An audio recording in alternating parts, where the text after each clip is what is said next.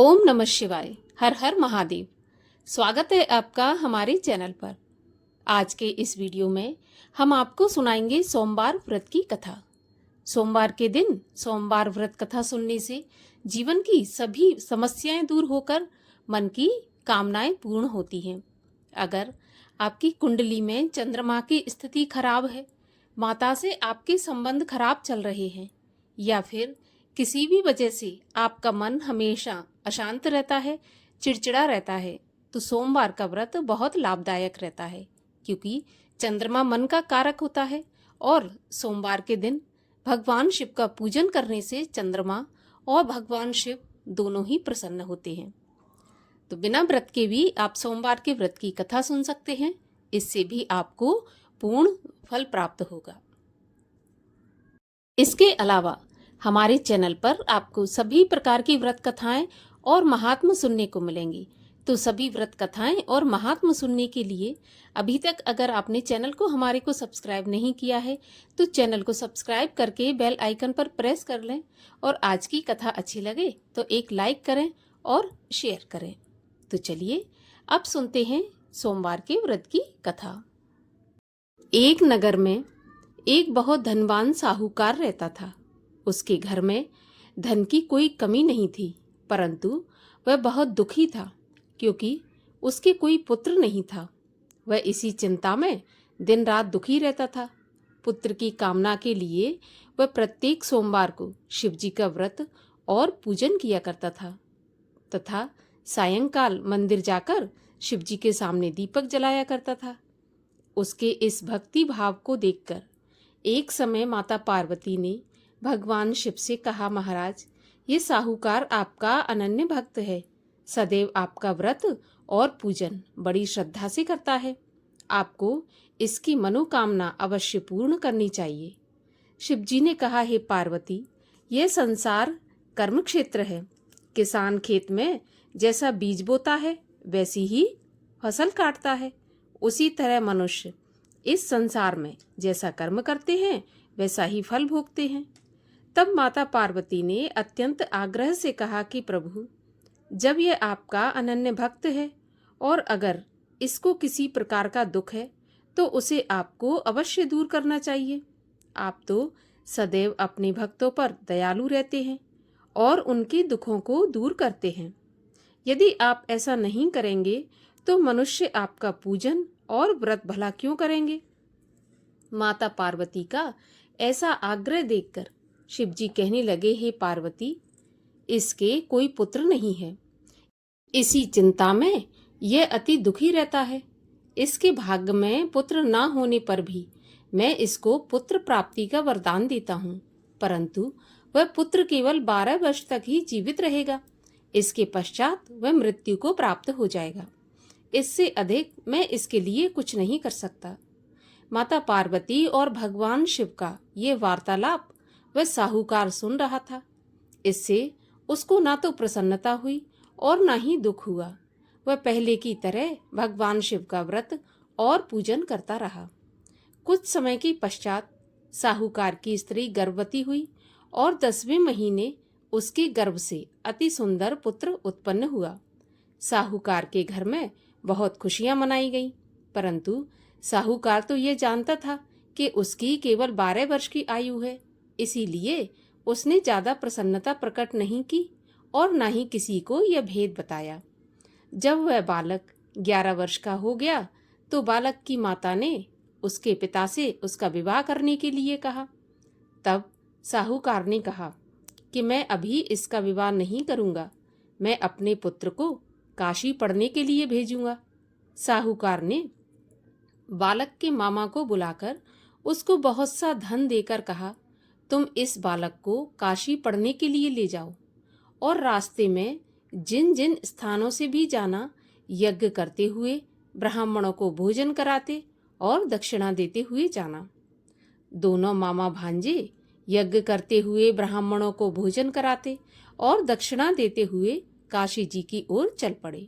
रास्ते में एक शहर पड़ा। उस शहर में राजा की कन्या का विवाह था, परंतु जो राजकुमार विवाह करने के लिए आया था वह एक आंख से काना था।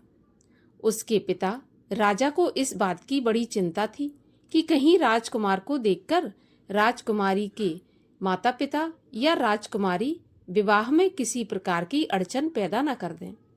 जब उसने सेठ के अति सुंदर लड़के को देखा तो मन में विचार किया कि क्यों न द्वाराचार के समय इस लड़के से दूल्हे का काम चला लिया जाए। ऐसा मन में विचार कर उस राजकुमार के पिता ने उस लड़के और उसके मामा से बात की तो वे राजी हो गए। फिर उस साहूकार के लड़के को दूल्हे के कपड़े पहनाकर तथा घोड़ी पर बैठाकर कन्या के द्वार पर ले गए। सभी कार्य प्रसन्नता से पूर्ण हो गए। राजकुमार के पिता ने सोचा कि यदि विवाह का कार्य भी इसी लड़के से करा लिया जाए तो इसमें क्या बुराई है। ऐसा सोचकर लड़के और उसके मामा से कहा कि यदि आप फेरों और कन्यादान के काम को भी पूरा करा दें तो आपकी बड़ी कृपा होगी। मैं इसके बदले आपको बहुत सारा धन दूंगा। दोनों ने इसे खुशी खुशी स्वीकार कर लिया। विवाह कार्य बहुत अच्छी तरह से संपन्न हो गया। सेठ का पुत्र जिस समय जाने लगा तो उसने राजकुमारी की चुंदरी के पल्ले पर लिख दिया कि तुम्हारा विवाह मेरे साथ हुआ है, परंतु जिस राजकुमार के साथ तुम्हें विदा किया जाएगा वह एक आंख से काना है और मैं काशी पढ़ने जा रहा हूँ। सेठ के लड़के के जाने के बाद राजकुमारी ने जब चुंदरी पर ऐसा लिखा देखा तो उसने काने राजकुमार के साथ जाने से मना कर दिया। उसने अपने माता पिता को सारी बात बता दी और कहा कि यह मेरा पति नहीं है, मेरा विवाह इसके साथ नहीं हुआ। जिसके साथ मेरा विवाह हुआ है वह तो काशी पढ़ने गया है। राजकुमारी के माता पिता ने अपनी कन्या को विदा नहीं किया और बारात वापस चली गई। उधर सेठ का लड़का और उसका मामा काशी पहुंच गए। वहां जाकर उन्होंने यज्ञ करना और लड़के ने पढ़ना शुरू कर दिया। जब लड़के की आयु 12 साल की हो गई उस दिन उन्होंने यज्ञ रच रखा था। लड़के ने अपने मामा से कहा, मामा जी आज मेरी तबीयत कुछ ठीक नहीं है।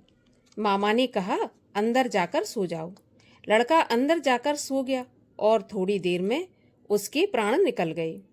जब उसके मामा ने आकर देखा कि उसका भांजा मरा पड़ा है तो उसको बड़ा दुख हुआ। उसने सोचा कि अगर मैं अभी से रोना पीटना मचा दूंगा तो यज्ञ का कार्य अधूरा रह जाएगा। अतः उसने जल्दी से यज्ञ का कार्य समाप्त करवाकर ब्राह्मणों के जाने के बाद रोना पीटना शुरू कर दिया। संयोगवश उसी समय शिव पार्वती उधर से जा रहे थे।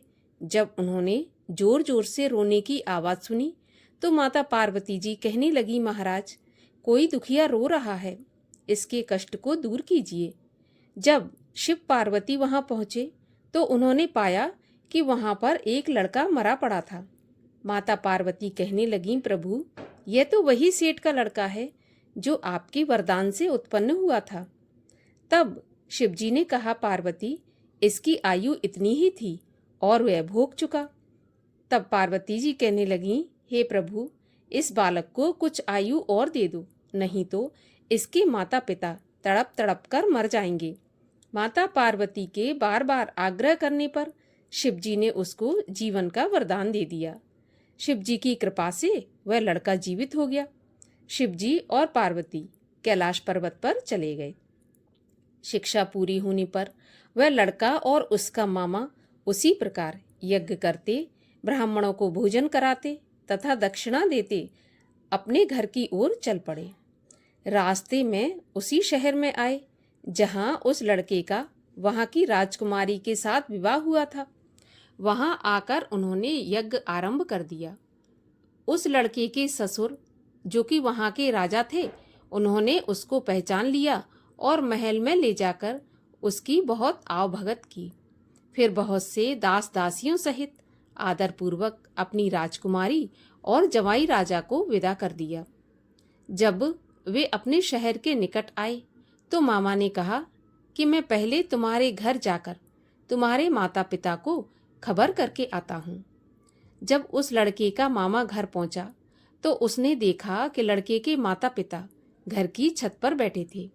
उन्होंने प्रण करके रखा था कि यदि हमारा पुत्र कुशलता के साथ लौट आया तो हम राजी खुशी नीचे आ जाएंगे, नहीं तो छत से कूदकर अपने प्राण दे देंगे। उस लड़के के मामा ने आकर जब यह समाचार दिया कि आपका पुत्र आ गया, तब उनको विश्वास नहीं हुआ। तब मामा ने शपथ पूर्वक कहा कि आपका पुत्र अपनी पत्नी तथा बहुत सारा धन साथ में लेकर आया है। तो सेठ प्रसन्नता से भर उठा। सेठ सेठानी आनंद पूर्वक नीचे आए। बाहर आकर उन्होंने अपने पुत्र तथा उसकी पत्नी का भरपूर स्वागत किया। सभी प्रसन्नता के साथ रहने लगे। जो कोई सोमवार के व्रत को धारण करता है अथवा इस कथा को पढ़ता या सुनता है, उसके सभी दुख दूर होकर उसकी समस्त मनोकामनाएं पूरी होती हैं तथा इस लोक में नाना प्रकार के सुख भोग कर अंत में सदाशिव के लोक को प्राप्त होता है। बोलिए भगवान शिव शंकर महादेव की जय। भगवान शिव की आरती। ओम जय शिव ओमकारा, स्वामी हर शिव ओमकारा। ब्रह्मा विष्णु सदा शिव, अर्धांगी धारा। ओम जय शिव ओमकारा। एकानन चतुरानन, पंचानन राजे। हंसासन गरुणासन, वृषवाहन साजे। ओम जय शिव ओमकारा। दो भुज चार चतुर्भुज, 10 भुज ते सोहे। तीनों रूप निरखता, त्रिभुवन जन मोहे। ओम जय शिव ओमकारा। अक्षमाला वनमाला, मुंडमाला धारी। चंदन मृग मद सोहे, भोले शुभकारी। ओम जय शिव ओमकारा। श्वेतांबर पीतांबर, बाघांबर अंगे। सनकादिक ब्रह्मादिक, भूतादिक संगे। ओम जय शिव ओमकारा। कर के मध्य कमंडल, चक्र त्रिशूल धरता। सुख करता दुख हरता, जग पालन करता। ओम जय शिव ओमकारा। ब्रह्मा विष्णु सदा शिव, जानत अविवेका। प्रणवाक्षर के मध्य, ये तीनों एका। ओम जय शिव ओमकारा। त्रिगुण स्वामी जी की आरती, जो कोई जन गावे। कहत शिवानंद स्वामी, मन वांछित फल पावे। ओम जय शिव ओमकारा। बोलिए भगवान शिव शंकर महादेव की जय।